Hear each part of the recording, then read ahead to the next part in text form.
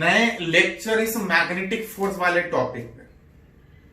हम लोग last class में स्टार्ट किए थे कि अगर किसी रीजन में अगर मैग्नेटिक फील्ड है, उस मैग्नेटिक फील्ड में अगर कोई चार्ज मूव करे, कोई दूसरा चार्ज मूव करे, तो उसके ऊपर फोर्स लग रहा था। कितना लग रहा था?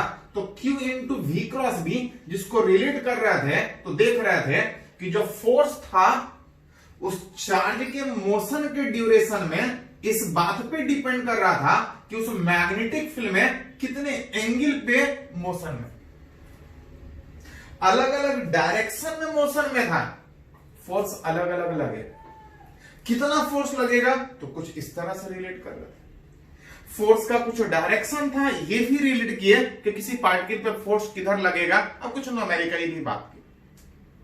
अभी थोड़ा सा उससे अगर आगे बात करें तो किसी रीजन में अगर मैग्नेटिक फील्ड है, चार्ज के मोशन के ड्यूरेशन में फोर्स लगेगा और उस फोर्स के कारण पार्टिकल के मोशन पे कुछ इफेक्ट आएगा। मोशन हो रहा है, फोर्स लग रहा है, मोशन के ऊपर कुछ इफेक्ट आएगा और वही रिलेट करना चाह रहा है कि मोशन के ऊपर किस तरह से इफेक्ट आएगा। मोशन उस चार्ज का उस मैग्नेटिक फील्ड में उस फोर्स के लगने के बाद किस तरह का मोशन होगा, विच मोशन उस चार्ज पार्टिकल का उस मैग्नेटिक फील्ड में जहां पे मूव करने के बाद फोर्स लग रहा था, फोर्स लगने के कारण मोशन में कुछ चेंजेज होगा। किस तरह का चेंजेज होगा, मोशन किस तरह का होगा, उसके बारे में थोड़ा बात करना चाह रहे हैं। जहां पे सबसे पहला कंडीशन में अगर बात करें कि अगर किसी रीजन में अगर मैग्नेटिक फील्ड है,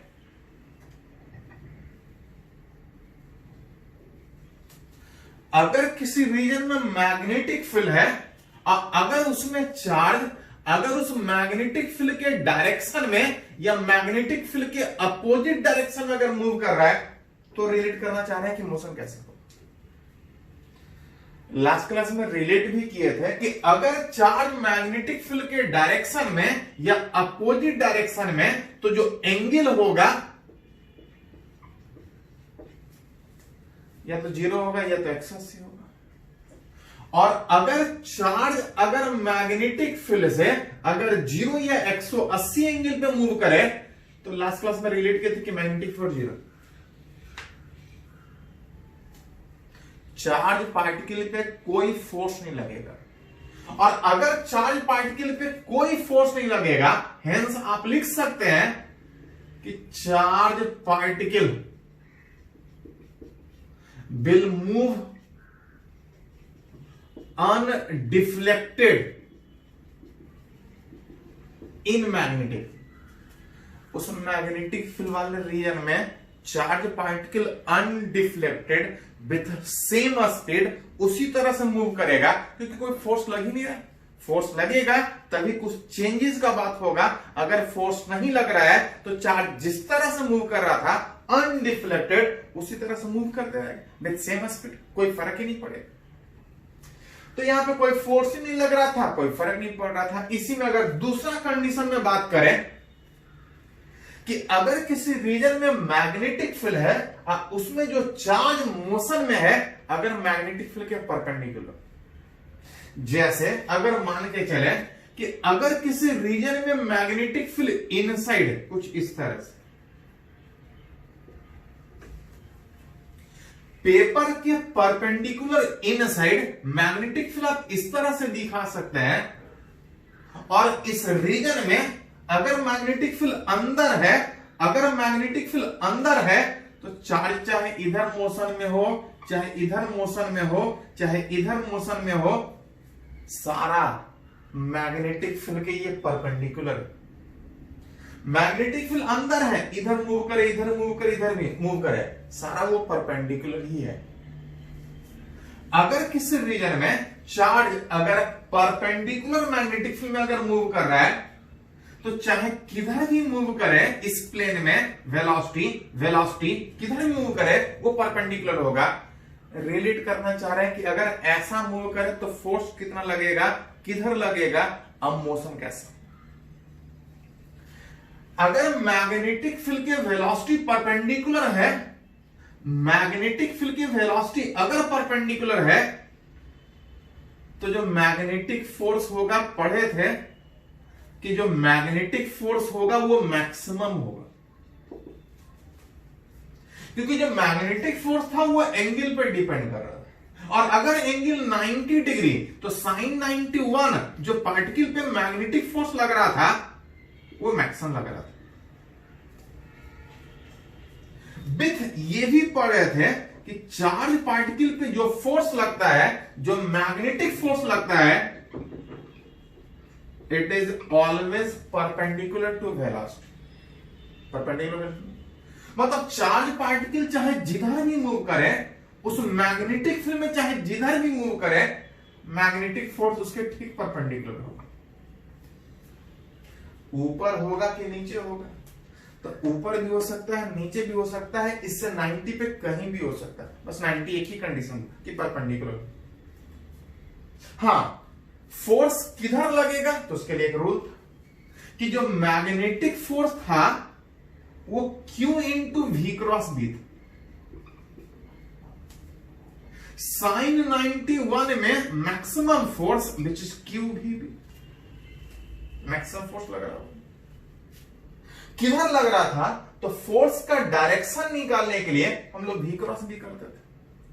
अगर इस जगह पे अगर मैग्नेटिक फील्ड अंदर है, अगर चार्ज इधर मूव कर रहा है, तो इस केस में फोर्स किधर लगे, तो फोर्स का डायरेक्शन निकालने के लिए V क्रॉस B, B आगे cross B, A cross B निकालने में A की तरफ कर्ल को रख के B की तरफ रोटेट करते थे, थंब A क्रॉस B बताता था।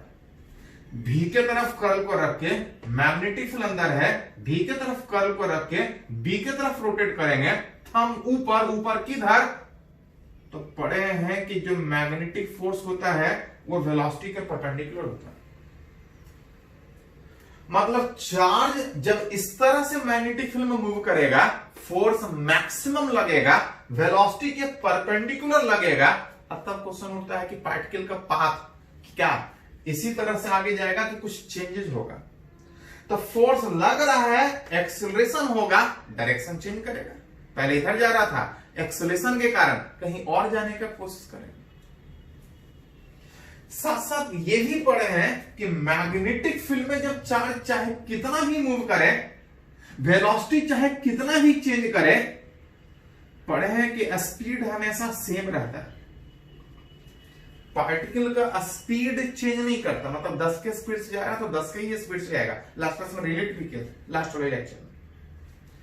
चार्ज चाहे कितना भी मूव करे, वेलोसिटी के हमेशा फोर्स परपेंडिकुलर होगा, डायरेक्शन चेंज करेगा, लेकिन स्पीड हमेशा सेम होने में ऐसा एक ही कंडीशन में हो सकता है कि फोर्स भी लगे, हमेशा परपेंडिकुलर लगे और पार्टिकल बराबर स्पीड से मूव करे। ऐसा एक ही कंडीशन में हो सकता है, सर्कुलर मोशन। याद कीजिए 11th में पढ़े हैं कि जब पार्टिकल सर्कुलर पाथ पर मूव करता है तो एक ही फोर्स उसको चाहिए होता है, सेंटर के तरफ, अगर सेम स्पीड से मूव कर रहा है। इस मैग्नेटिक फील्ड में स्पीड हमेशा सेम है, फोर्स वेलोसिटी के हमेशा परपेंडिकुलर। ऐसा एक ही केस में होगा, as magnetic force is perpendicular, as magnetic force perpendicular था, हेंस आप बोल सकते हैं कि motion of charge particle is circular, जो कि पता है कि मैग्नेटिक फील्ड में चाहे कितना भी मूव करे, स्पीड नहीं चेंज करेगा, विथ कांस्टेंट स्पीड। मतलब बोल सकते हैं that is uniform circular motion, बराबर स्पीड से पार्टिकल सर्कुलर पाथ में मूव करेगा। ऐसा एक ही कंडीशन होगा कि बराबर स्पीड से मूव करे, अब फोर्स वेलोसिटी के परपेंडिकुलर लगे। मतलब बोल सकते हैं कि पार्टिकल सर्कुलर पाथ पे मूव करे विथ बराबर स्पीड, मतलब यूनिफॉर्म सर्कुलर मोशन में मूव करेगा। साथ साथ एक और पॉइंट याद कीजिए कि जब कोई पार्टिकल सर्कुलर पाथ पे मूव करता है तो पार्टिकल को सर्किल में मूव करने के लिए एक फोर्स चाहिए। पार्टिकल को सर्किल में मूव करने के लिए एक फोर्स चाहिए। फोर्स लगेगा तभी पार्टिकल सर्कुलर पाथ पर मूव करेगा। तो आप बोल सकते हैं with required centripetal force, circle में मूव करने के लिए चाहिए, 11th में पढ़े। बिल प्रोवाइडेड बाय, कौन प्रोवाइड करेगा? तो एक ही तो पार्टिकल पे लग रहा है, इसी के कारण पार्टिकल सर्कुलर मोशन पे मूव कर रहा है। मतलब बोल सकते हैं कि पार्टिकल सर्किल में मूव करेगा, सर्किल में मूव करने के लिए जो फोर्स चाहिए that will be the provided by जो मैग्नेटिक फोर्स लग रहा था वो। साथ साथ सर्किल है तो कहीं सेंटर होगा, सेंटर किधर होगा? तो पढ़े हैं कि चार्ज पार्टिकल उधर मूव करता है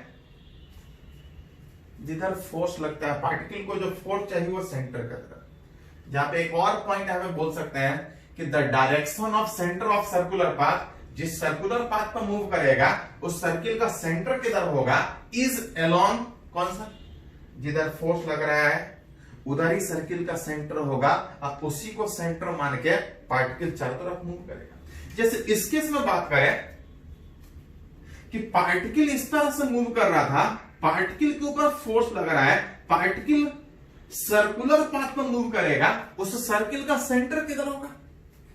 तो जिधर मैग्नेटिक फोर्स लगेगा उधर ही कहीं सेंटर होगा और उसी को सेंटर मान के पार्टिकल उसके चारों तरफ इस तरह से बराबर स्पीड से सर्कुलर पाथ में मूव करेगा।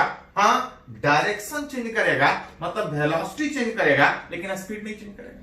पार्टिकल बराबर स्पीड से सर्कुलर पाथ पे रोटेट करेगा। अब तब कभी कभी क्वेश्चन पूछता है कि पार्टिकल सर्किल में मूव कर रहा है तो कुछ रेडियस में मूव करेगा, तो क्वेश्चन होता है कितना रेडियस में मूव करेगा। पूछा जाता है रेडियस उस सर्कुलर पाथ। यहां पे एक इक्वेशन बना सकते हैं कि रिक्वायर्ड पार्टिकल को सर्किल में मूव करने के लिए जो सेंट्रीपिटल फोर्स चाहिए that will be provided by magnetic force. जहां पे सर्किल में मूव करने के लिए जो सेंट्रीपिटल फोर्स चाहिए वो कितना चाहिए? mv²। कौन दे रहा था? तो जो लग रहा था। कौन लग रहा है? मैग्नेटिक फोर्स मैक्सिमम लग रहा था। कितना लग रहा था? Q V B. थोड़ा सा अरेंज कीजिएगा, आर जो मेरे को चाहिए था, इस सर्कुलर पाथ का जो रेडियस है आर बराबर एक v कैंसिल आउट होने के बाद mv/dq। मतलब अगर कोई क्वेश्चन बोले कि पार्टिकल अगर इतने स्पीड से इस फील्ड में मूव कर रहा है तो रेडियस कितना आता है, यहां से रिलेट कर सकते हैं। हाँ, मास इनटू वेलोसिटी को आप चाहें तो मोमेंटम लिख सकते हैं कि अगर पार्टिकल का स्पीड देने के बजाय अगर मोमेंटम दे दे, कितने मोमेंटम से मैग्नेटिक फील्ड मूव कर रहा है, तभी रिलेट कर सकते हैं। अगर मोमेंटम को अगर काइनेटिक एनर्जी के टर्म में लिखें तो पढ़ा है काइनेटिक एनर्जी बराबर p²/2m होता है मोमेंटम के टर्म में। हाँ, जरूरत पड़े तो हाफ mv² भी लिख सकते हैं।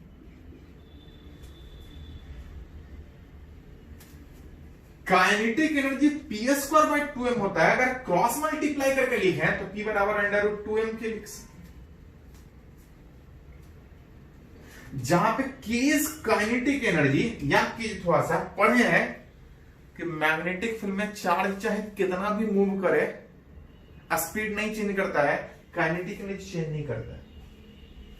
काइनेटिक एनर्जी दे दिया, रेडियस निकाल सकता है, लेकिन काइनेटिक एनर्जी कभी किसी पार्टिकल का चेंज नहीं करेगा। हाँ, काइनेटिक एनर्जी चार्ज का चेंज एक ही जगह पे करता है जब वो इलेक्ट्रिक फील्ड में होता है, मैग्नेटिक फील्ड में कभी नहीं होता है। तो जनरली इस मैग्नेटिक वाले टॉपिक पे जो क्वेश्चन पूछा जाता है उसमें काइनेटिक एनर्जी मैग्नेटिक फील्ड में कभी चेंज नहीं करने के कारण क्वेश्चन पूछने में आपसे बोलेगा कि मैग्नेटिक फील्ड में फेंकने से पहले, मैग्नेटिक फील्ड में मूव करने से पहले क्वेश्चन में बोलेगा कि इलेक्ट्रिक फील्ड में उसको एक्सेलरेट कर रहे हैं। और इलेक्ट्रिक फील्ड में चार्ज का एनर्जी बढ़ता है और अगर इलेक्ट्रिक फील्ड में अगर भी वोल्टेज से अगर चार्ज को एक्सेलरेट किए हैं तो जो काइनेटिक एनर्जी होता है Q × V। काइनेटिक एनर्जी उस चार्ज का इलेक्ट्रिक फील्ड में होता है Q × V, where V is potential difference through which charge is accelerated in magnetic, charge का एनर्जी इलेक्ट्रिक फील्ड में बढ़ेगा, मैग्नेटिक फील्ड में नहीं। तो जनरली क्वेश्चन में चार्ज का काइनेटिक एनर्जी सीधा देने के बजाय आपसे बोला जाएगा कि चार्ज को मैग्नेटिक फील्ड में फेंकने से पहले अगर इलेक्ट्रिक फील्ड में इतने वोल्ट से एक्सेलरेट करवाए तो उसका kinetic energy Q into V, अतः वहां से रेडियस निकाल सकते।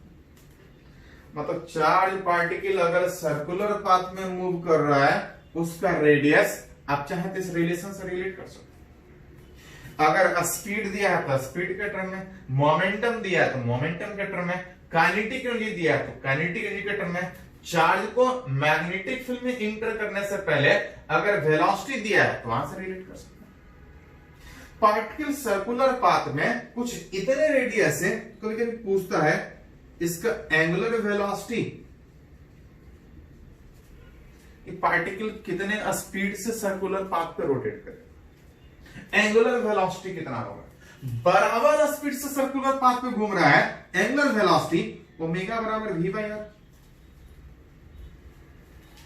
यहां से अगर रिलेट करें तो V बाई आर अगर क्रॉस मल्टीप्लाई कीजिएगा तो निकाल सकते हैं। साथ साथ कभी कभी यही पूछा जाता है कि पार्टिकल अगर बराबर स्पीड से सर्कुलर पाथ पर रोटेट कर रहा है, अपने पाथ को एक डिफरेंट समय के बाद रिपीट करेगा, तो कभी कभी पूछा जाता है टाइम पीरियड कितना होगा। अगर ओमेगा पता है तो टाइम पीरियड निकाल सकते हैं, नहीं तो अगर R रेडियस वाले सर्कुलर पाथ पे अगर V स्पीड से रोटेट करे तो यहां से टाइम पीरियड निकाल सकते हैं। अरेंज कीजिएगा 2 पाई R बाई V में R बाई V कीजिएगा तो 2 पाई M बाई V की टाइम पीरियड। पार्टिकल बराबर स्पीड से सर्कुलर पाथ में रोटेट कर रहा है, एक डिफिनिट समय के बाद अपना पाथ रिपीट करेगा, टाइम पीरियड कितना होगा, ओमेगा कितना होगा निकाल सकते हैं, जो कि अगर गौर से देखिएगा तो वेलोसिटी के इंडिपेंडेंट। पार्टिकल कम स्पीड से मूव करे, ज्यादा स्पीड से मूव करे, जो वेलोसिटी है टाइम पीरियड उसके इंडिपेंडेंट, टाइम पीरियड भी इंडिपेंडेंट है, ओमेगा भी इंडिपेंडेंट। मतलब जब तक फील्ड सेम है, जब तक फील्ड सेम है, चार्ज सेम है, चाहे चार्ज कम स्पीड से मूव करे चाहे ज्यादा स्पीड से मूव करे, टाइम पीरियड हमेशा सेम हो। टाइम पीरियड सेम होने मतलब चाहे स्पीड कम हो चाहे ज्यादा, स्पीड कम होने से रेडियस कम बनेगा, छोटा सर्किल बनेगा, स्पीड ज्यादा होगा तो बड़ा सर्किल बनेगा, लेकिन कंप्लीशन का जो टाइम है, जो एक कंप्लीट सर्कुलर पाथ में मूव करने का जो टाइम है, जो टाइम पीरियड है, स्पीड कम होने या ज्यादा होने से कोई फर्क नहीं पड़ेगा। हाँ, स्पीड कम तो छोटा सर्किल बनेगा, स्पीड ज्यादा तो बड़ा सर्किल बनेगा, लेकिन घूमने का जो टाइम है, कंप्लीट सर्कुलर पाथ का जो टाइम है, उसका टाइम पीरियड हमेशा सेम होगा। मतलब छोटा सर्किल में मूव करे चाहे बड़ा सर्किल में मूव करे, टाइम पीरियड को उससे कोई फर्क नहीं, टाइम पीरियड सेम होगा। किस पे डिपेंड करेगा? उस चार्ज पे डिपेंड करेगा, उस फील्ड जिस फील्ड में वो रोटेट कर रहा है उस पे डिपेंड करेगा। चलिए पहले इसको थोड़ा सा नोट कीजिए, तो कुछ और पॉइंट इसमें है, हम लोग आगे बात करते हैं।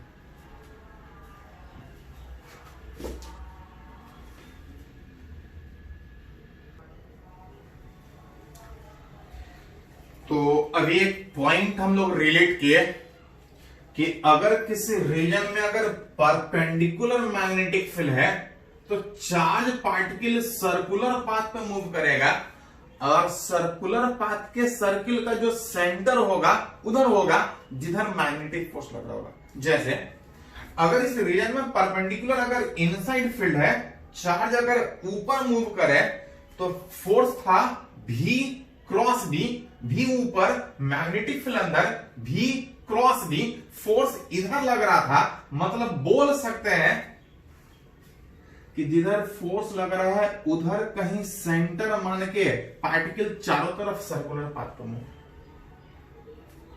सर्कुलर पाथ का रेडियस रिलेट कर रहा था, आ रहा था mv बाय b को डिपेंड करेगा मोमेंटम के टर्म में, डिपेंड करेगा काइनेटिक एनर्जी के टर्म में, जिसके टर्म बोलेगा उसके टर्म में रिलेट कर सकते।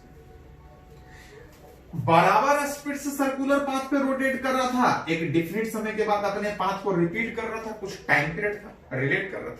हाँ, जरूरत पड़े तो ओमेगा भी निकाल सकते। उसी में तो कभी कभी अलग अलग कंडीशन में पूछा जाता है कि फील्ड तो परपेंडिकुलर है लेकिन हर जगह फील्ड नहीं, फील्ड परपेंडिकुलर है हर जगह फील्ड नहीं है, और चार्ज अगर अलग अलग तरीके से उस परपेंडिकुलर फील्ड परपेंडिकुलर है, परपेंडिकुलर फील्ड में चार्ज अलग अलग तरीके से मूव करेगा तो कैसा मोशन। तो जब तक फील्ड परपेंडिकुलर है पार्टिकल सर्कुलर पाथ पे मूव।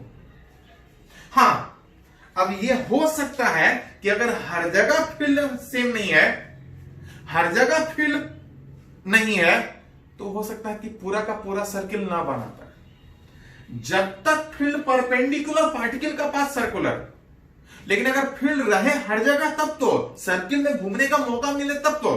कभी कभी फील्ड परपेंडिकुलर रहेगा लेकिन हर जगह फील्ड नहीं रहेगा। तो वही अलग अलग कंडीशन में हम लोग रिलेट करना चाह रहे हैं कि अगर किसी रीजन में फील्ड परपेंडिकुलर है तो पार्टिकल का तो पाथ सर्कुलर होगा, लेकिन अगर हर जगह फील्ड के बजाय अगर कुछ पर्टिकुलर रीजन में हो, अलग अलग तरीके से मूव करे, तो मोशन कैसा होगा। वैसे मोशन चार्ज पार्टिकल का इन, अभी क्लियर है कि फील्ड परपेंडिकुलर, क्लियर है कि फील्ड परपेंडिकुलर है, क्लियर है कि पार्टिकल सर्कुलर पाथ में मूव करेगा। हाँ, उसमें अलग अलग कंडीशन में बात करना चाह रहे हैं इन डिफरेंट केस। जहां पे पहले केस में बात करना चाह रहे हैं कि उस परपेंडिकुलर जहां पे फील्ड है उस मैग्नेटिक फील्ड वाले रीजन में चार्ज बाहर से इंटर कर रहा है, वो भी फील्ड के परपेंडिकुलर। फील्ड तो परपेंडिकुलर है और जितने दूर में फील्ड है, फील्ड चार्ज पूरी तरह से अंदर होने के बजाय उस मैग्नेटिक फील्ड वाले रीजन से बाहर से फील्ड के परपेंडिकुलर इंटर कर रहा है। चार्ज बाहर से उस फील्ड में मूव कर रहा है, इन कर रहा है, और इधर मान के चल रहे हैं कि सफिशिएंट डिस्टेंस तक मैग्नेटिक फील्ड। जैसे उस परपेंडिकुलर फील्ड में फेंकेंगे, पार्टिकल सर्कुलर पाथ पर मूव करने का कोशिश करेगा। सर्किल का सेंटर किधर होगा, जिधर फोर्स लगेगा। अगर मैग्नेटिक फील्ड अंदर है, वेलोसिटी इधर, तो भी क्रॉस भी मैग्नेटिक फील्ड अंदर, भी क्रॉस भी, फोर्स ऊपर लग रहा है। फोर्स ऊपर लग रहा है, ऊपर कहीं सर्किल का सेंटर मान के पार्टिकल चारों तरफ घूमने का कोशिश करेगा। अगर इधर सफिशिएंट फील्ड नहीं होगा तो हो सकता है घूमने में उस सर्किल रीजन से बाहर निकल जाए। लेकिन पहले केस में यह मान के चल रहा है कि इधर सफिशिएंट फील्ड, सफिशिएंट फील्ड का मतलब सर्किल में घूमने का कोशिश जब करेगा तो यह मान के चल रहा है कि इधर सफिशिएंट फील्ड है, इससे बाहर नहीं निकलेगा। जिधर फोर्स लगेगा उधर कहीं सेंटर मान के पार्टिकल चारों तरफ मूव करने की कोशिश में अगर इधर सफिशिएंट फील्ड है तो बाहर निकलने के बजाय इस तरह से बाहर आ रहा होगा, और जिस तरह से जा रहा था पढ़े हैं कि पार्टिकल चाहे सर्कुलर पाथ में कितना भी देर रहे, स्पीड हमेशा सेम होता है। पार्टिकल सर्कुलर पाथ में चाहे कितना भी देर रहे, स्पीड हमेशा सेम होता है। जिसके कारण ये बोल सकते हैं कि चार्ज पार्टिकल को जब बाहर से फील्ड में फेंके थे, मैग्नेटिक फील्ड वाले, परपेंडिकुलर तो फील्ड था, परपेंडिकुलर मैग्नेटिक फील्ड से फेंके थे, बाहर से फेंके थे, जिस तरह से इन करेगा उतना ही स्पीड से इस तरह से आगे बढ़ रहा होगा। और अगर सेम अगर रिलेट करें तो हम बोल सकते हैं कि अगर इस तरह से अगर मैग्नेटिक फील्ड इतना दूर में है, इधर सफिशिएंट था, इसको घूमने का मौका मिल रहा था, इधर सर्कुलर पाथ नहीं है, इधर सर्किल में मूव करने के बजाय अगर पूरा फील्ड होता तो सर्किल में मूव करता। अगर इतना ही दूर में फील्ड है तो जिस तरह से जा रहा है उधर ही उसी तरह से वो बाहर निकलेगा। इधर फील्ड होता तो इधर भी सर्किल में घूमता, लेकिन इधर फील्ड नहीं है, फील्ड इधर ही है, इधर ही सर्कुलर पाथ में मूव करेगा। मतलब अभी भी पाथ सर्कुलर ही रहेगा। हाँ, पूरा सर्किल घूमने के बजाय आप बोल सकते हैं कि पाथ यहां पे सेमी सर्किल हो, सेमी सर्कुलर उस तरह से मैग्नेटिक फील्ड मूव करे। अगर उसके रेडियस का बात करें तो रेडियस अभी भी वही रहेगा, क्योंकि एक तरह का परपेंडिकुलर फील्ड में ही मूव कर रहा है। हाँ, पूरा फील्ड होता तो पूरा सर्किल में घूमता, इधर फील्ड नहीं होने के कारण इतना ही दूर परपेंडिकुलर फील्ड में मूव किया। सर्कुलर उसी तरह से बन रहा है, हाँ पूरा सर्किल नहीं बन रहा है, सेमी सर्किल बन रहा है, रेडियस md/d। अगर एंगल ऑफ डिफ्लेक्शन अगर बात करें, कितने एंगल से बेंड करेगा, तो आप रिलेट कर सकते हैं कि पार्टिकल उस मैग्नेटिक फील्ड में पूरा सर्किल घूमने के बजाय आधा सर्किल घुमा है, 180 एंगल से डिफ्लेक्ट किया है। जिस तरह से जा रहा था पार्टिकल उसी स्पीड से, स्पीड मैग्नेटिक फील्ड में हमेशा सेम होता है, उसी स्पीड से बाहर आएगा, एंगल ऑफ डिफ्लेक्शन 180 डिग्री। कभी कभी इसमें पूछा जाता है टाइम ऑफ स्पेंड, कि मैग्नेटिक फील्ड में कितने देर तक रहा। तो अगर पूरा सर्किल में घूमता तो एक टाइम पीरियड रहता है, आधा सर्किल में है तो time of spend half time period. Time period था 2πm, तो उसे डिवाइड कीजिएगा तो यहां से आ जाएगा πm/d की। टाइम पीरियड पता है 2πm, तो उसे डिवाइड कीजिएगा तो 2 पड़ जाएगा।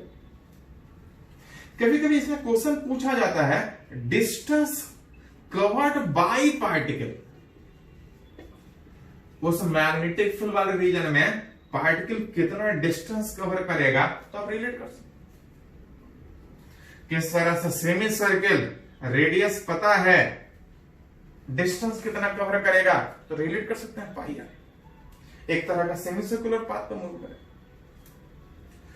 पहले कंडीशन में ये मान के चल रहे थे कि इधर फील्ड नहीं है लेकिन इधर सफिशिएंट फील्ड, लेकिन कभी कभी उस तरह से क्वेश्चन रहने में आपसे पूछा जाता है कि मैग्नेटिक फील्ड तो परपेंडिकुलर है, ये तो पहले ही क्लियर था, लेकिन पूरे में मैग्नेटिक फील्ड के बजाय कभी कभी बोलेगा कि कुछ ही दूर तक मैग्नेटिक फील्ड परपेंडिकुलर है, लेकिन पूरे रीजन के बजाय कुछ ही दूर तक मैग्नेटिक फील्ड। अब चार्ज को उसी तरह से उस मैग्नेटिक फील्ड के बाहर से मैग्नेटिक फील्ड के परपेंडिकुलर फेंकेगा। फील्ड के परपेंडिकुलर है, पार्टिकल का पाथ अभी भी सर्कुलर होने का कोशिश होगा। उस सर्किल का सेंटर, तो जिधर मैग्नेटिक फोर्स लगेगा, यहां पे किधर फोर्स लगेगा, भी मैग्नेटिक फील्ड अंदर, अभी भी फोर्स ऊपर ही लग रहा है। फोर्स ऊपर लग रहा है मतलब इधर ही कहीं सेंटर मान के पार्टिकल सर्कुलर पाथ पे मूव करने का कोशिश करेगा। अगर इधर सफिशिएंट फील्ड नहीं है, जितना विड्थ में मैग्नेटिक फील्ड है अगर उसके रेडियस से कम है, मतलब जितने रेडियस मान के सर्किल में घूमने का कोशिश कर रहा है, मैग्नेटिक फील्ड पूरा नहीं, कम में फील्ड है, डी कम है। जब डी कम होगा तो चार्ज पूरा घूमने के बजाय, चार्ज पूरा मैग्नेटिक फील्ड में घूमने के बजाय इस तरह से घूमने के ड्यूरेशन में वो मैग्नेटिक फील्ड से बाहर निकल जाएगा। मैग्नेटिक फील्ड से बाहर निकल जाएगा, लेकिन पता है कि मैग्नेटिक फील्ड में कितना भी मूव कर ले, स्पीड हमेशा से, मतलब यहां से यहां तक जाने में स्पीड वही रहेगा, स्पीड वही रहेगा, लेकिन डायरेक्शन चेंज करेगा। पहले किसी और डायरेक्शन में था, अब किसी और डायरेक्शन में। डायरेक्शन चेंज करेगा लेकिन स्पीड सेम रहेगा। पार्टिकल इस तरह से अगर इधर कहीं सेंटर मान के अगर घूमने का कोशिश कर रहा है, तो ये भी उसका रेडियस, ये भी उसका रेडियस होगा। इस तरह से एक सर्कुलर पाथ पर मूव करेगा। तो पूछा जाता है पार्टिकल का पाथ, तो आप बोल सकते हैं सर्कुलर आर्क।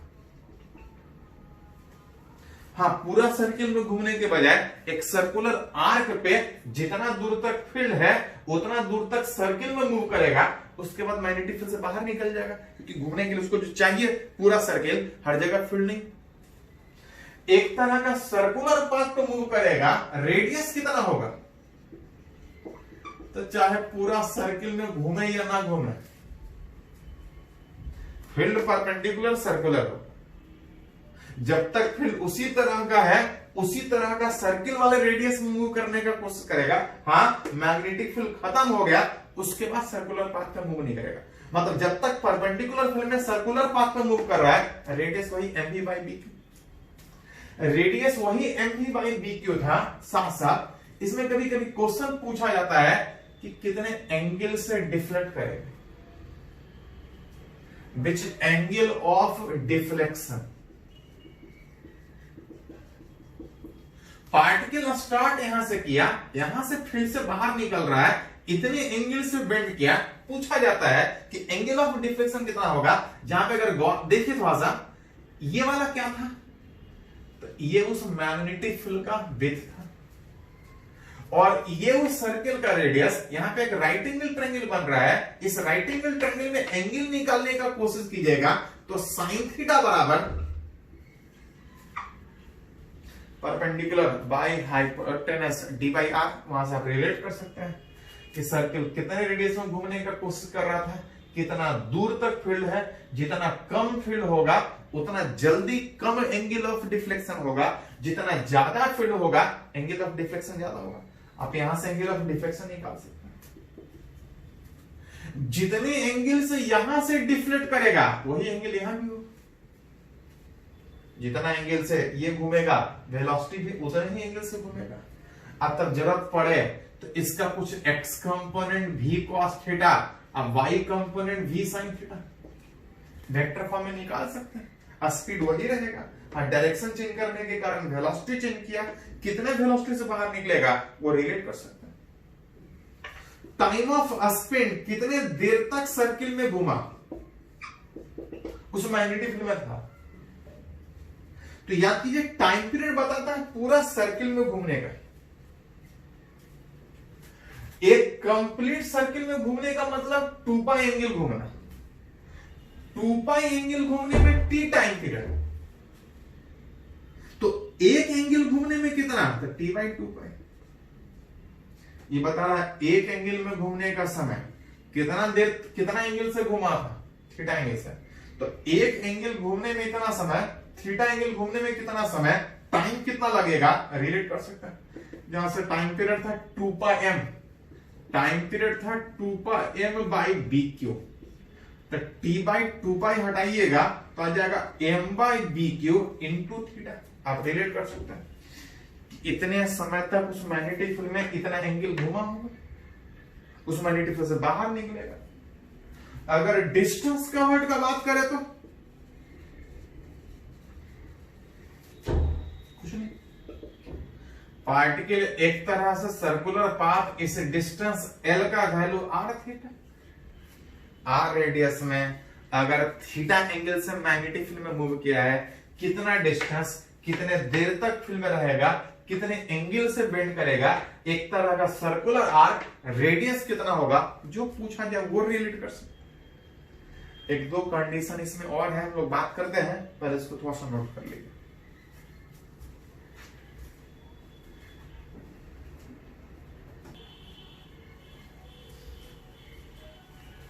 तो अलग अलग कंडीशन में रिलेट करना चाह रहे हैं कि अगर कहीं परपेंडिकुलर फील्ड है तो पार्टिकल का पाथ तो सर्कुलर ही होगा। अगर कहीं परपेंडिकुलर फील्ड है पार्टिकल का पाथ तो सर्कुलर ही होगा। हाँ, अगर पूरा में फील्ड है तो पूरा सर्किल बनेगा, अगर पूरा में फील्ड नहीं है तो सर्किल बनेगा लेकिन पूरा सर्किल के बजाय अलग अलग तरीके से सर्कुलर पाथ पर मूव करेगा।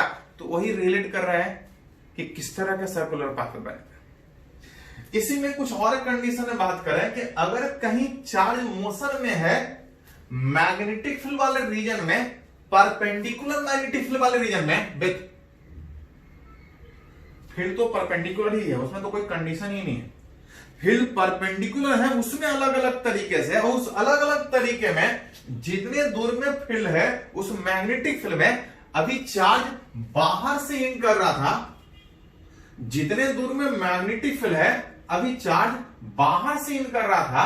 अब बाहर से जो चार्ज इन कर रहा था उसमें हम लोग ये मान के चल रहा था कि चार्ज बाहर से इन कर रहा है लेकिन फील्ड के परपेंडिकुलर इन कर रहा है। लेकिन अभी अगर चार्ज परपेंडिकुलर इन करने के बजाय अगर कुछ एंगल से माने,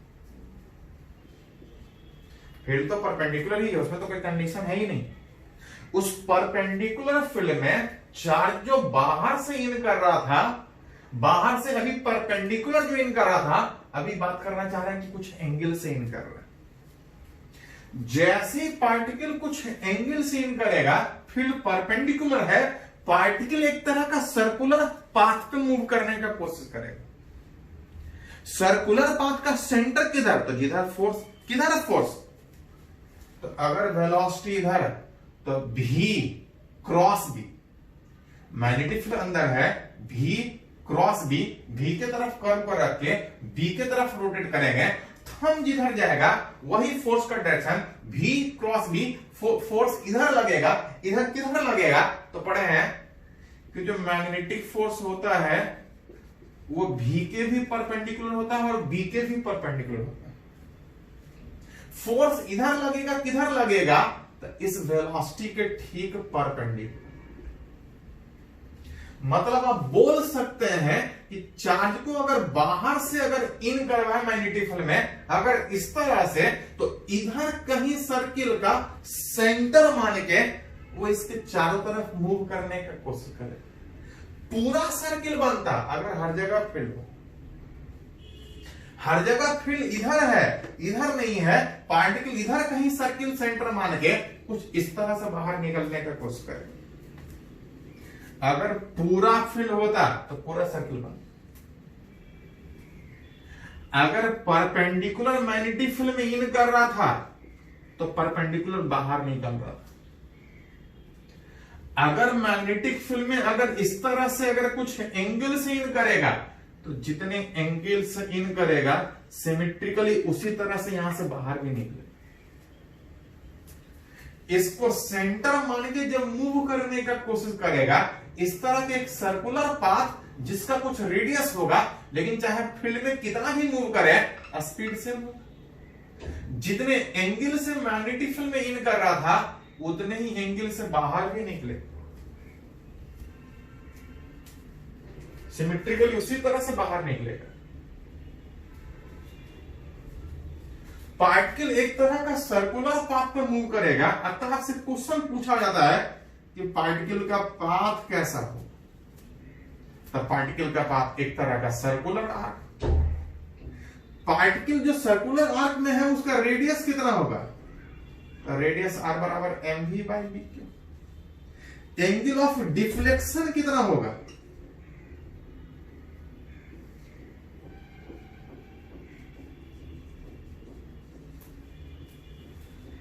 एंगल ऑफ डिफ्लेक्शन कितने एंगल से डिफ्लेक्ट करेगा, तो स्टार्ट यहां से किया था, यहां से बाहर निकल रहा है। अगर ये थीटा, तो ये वाला 90 माइनस थीटा, क्योंकि ये सेंटर ये वेलोसिटी पाथ के टेंजेंट होता है। ये थीटा, ये 90 माइनस थीटा, अगर इधर से रिलेट कीजिएगा तो ये थीटा और ये भी थीटा आएगा। जैसा इन किया तो वैसा ही बाहर निकल। स्टार्ट यहां से किया था, घूम फिर के यहां से बाहर निकल रहा है। आप यहां से देखिएगा तो इतने एंगल से घूम रहा है, कितने एंगल से घूम रहा है, तो इधर भी थीटा, इधर भी थीटा। एंगल ऑफ डिफ्लेक्शन अगर बात कीजिएगा उस सर्कुलर पाथ में कितने एंगल से घूम रहा है, तो आप रिलेट कर सकते हैं 2 थीटा। अगर आपसे बोला जाए टाइम ऑफ स्पेंड कि फील्ड में कितने देर तक रहेगा, तो पार्टिकल उसी तरह से सर्किल में मूव कर रहा है। एक एंगल घूमने में थोड़ा देर पहले निकाले थे t/2π, यहां पे घूम कितना रहा है 2 थीटा एंगल से। टाइम पीरियड बाई 2π आ रहा था m/bq इंटू 2 थीटा। इतने एंगल से इतने एंगल से इतने देर में फील्ड में रहेगा, इतने रेडियस उस सर्कुलर आर्क के ऊपर मूव करेगा। लेकिन ये तब था जब चार्ज पॉजिटिव था। जो चार्ज मूव कर रहा था उस सर्कुलर पाथ में, अगर पॉजिटिव चार्ज था तब इस तरह से। कभी कभी सीएम पूछता है कि अगर उस क्वेश्चन में पॉजिटिव चार्ज के बजाय अगर नेगेटिव चार्ज हो, तो पॉजिटिव चार्ज और नेगेटिव चार्ज से कोई फर्क पड़ेगा? तो ध्यान रखना, क्वेश्चन वही है कि अभी भी फील्ड परपेंडिकुलर ही है, बस अंतर यह है कि चार्ज पॉजिटिव होने के बजाय चार्ज नेगेटिव उसी तरह से मैग्नेटिक फील्ड में इन करता है। जब उस पॉजिटिव के बजाय निगेटिव चार्ज को इन करवाएंगे तो जो फोर्स लगेगा V क्रॉस बी ऊपर आ रहा था, V क्रॉस बी के तरफ फोर्स लगता अगर चार्ज पॉजिटिव होता, अगर चार्ज निगेटिव है तब फोर्स ऊपर लगने के बजाय फील्ड परपेंडिकुलर उसी तरह का है, V क्रॉस बी इधर आएगा, V क्रॉस बी इधर आएगा, लेकिन फोर्स उधर लगने के बजाय फोर्स इधर लगेगा। मतलब बोल सकते हैं कि इधर सेंटर मान के सर्कुलर पाथ में घूमने के बजाय इधर सर्किल का सेंटर होगा, आप इस तरह से वो मूव करने का कोशिश करेगा। इसको अगर फिर से अगर अरेंज करके बनाए हम लोग,